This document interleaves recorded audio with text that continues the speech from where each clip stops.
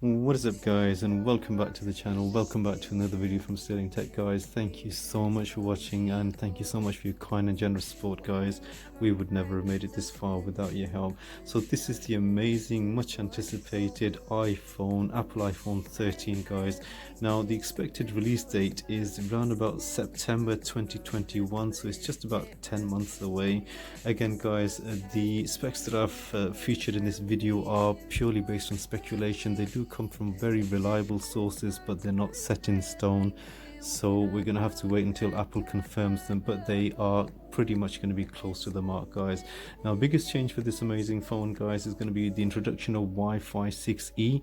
So at the moment it's running on Wi-Fi 6, guys. The main difference between Wi-Fi 6E would be the increased bandwidth that it offers, less interference in the 6 gigahertz bandwidth range, so you will get a ultra clear signal. Also, guys, as you'd expect from Apple, the A15 chipset and the iOS 15 operating system still make a comeback as well. Also, guys, Touch ID returning with haptic feedback, which is quite welcome. LTPO displays allowing variable refresh rates to save battery when needed.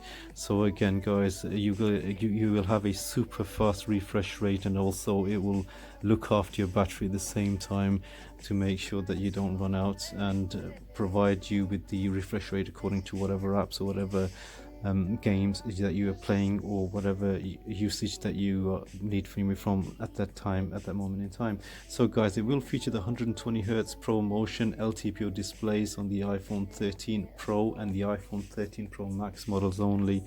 The mini models and the standard iPhone 13 won't have the LTPO 120 Hz super fast refresh rates, as you'd expect.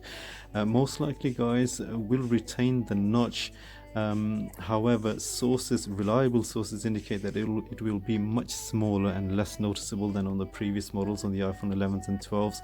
So they are gonna unfortunately hold on to that notch just a little bit longer, but it will be a lot less noticeable than the previous models. Now, the specs, guys, I have here are for the iPhone 13 Pro Max, the top of the range one. Again, these are just expected, guys, they're not set in stone. You are looking at a 6.7-inch OLED 4K screen with Super Retina display and a super fast 120 Hz LTPO display. Now, guys, LTPO stands for lower temperature polycrystalline oxide, which apparently is the technology needed to reach the super fast 120 Hz display while keeping the temperature down on the phone screens as well. So LTPO display either made by Samsung or LG, as we'd come to expect by now. 2778 by 1128 resolution, which leads to about 458 pixels per inch. So again, you'll get a super sharp, super clear, crystal clear picture. 6 GB RAM. Again, you won't get a massive RAM increase from Apple. They're going to stick to the sort of lower figures, which is, in the previous they've proved, is more than sufficient, guys. You don't have to have massive amounts of RAM in your phone to make it run faster. A15 bulletproof A15 Bionic chipset, as you'd expect from Apple. Another sort of more improved version over the previous models. Storage is quite variable, guys. Again, base model starts at 128 GB, 256 GB, followed by 512 GB, and there is strong sources indicate a massive 1 terabyte storage may be available on the top end Max Pro flagship phone. And again, as you'd come to expect, guys, from Apple, there will be no micro SD expansion slot. Quad camera setup, guys, so we've got 4 cameras, replacing the 3 on the previous iPhone. So we will have a 12 megapixel wide angle, guys, and a 12 megapixel ultra wide, a 12 megapixel telephoto, and a LiDAR sensor. Steel frame will be retained, which was quite liked in the iPhone 12 as well.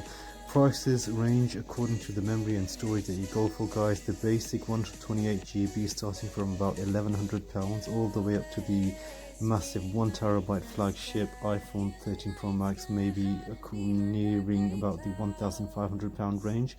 In conclusion, guys, you've got the steel frame, you've got 4K OLED, amazing crystal clear screen, you've got the stereo speakers from Apple, which sound second to none. You've got the quad camera setup, you've got returning Touch ID, Super Retina display, and the low temperature polycrystalline LTPO displays.